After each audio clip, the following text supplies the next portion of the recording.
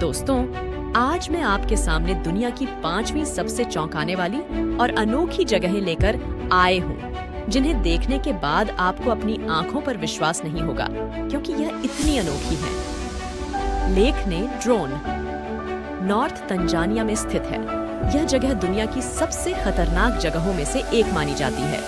इसमें मौजूद पानी में सोडियम की भारी मात्रा और उसका लाल रंग इसे और भी खतरनाक बनाते हैं।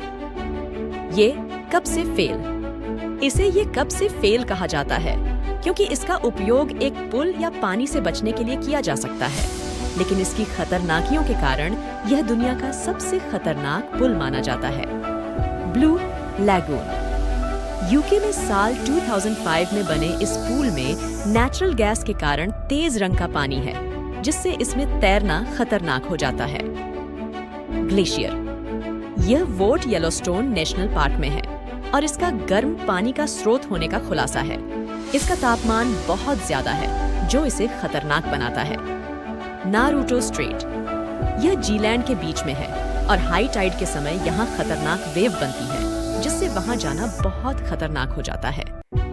दोस्तों, अगर आपको यह वीडियो अच्छा लगा हो तो कृपया इसे लाइक करें और चैनल को सब्सक्राइब करें। वीडियो देखने के लिए धन्यवाद।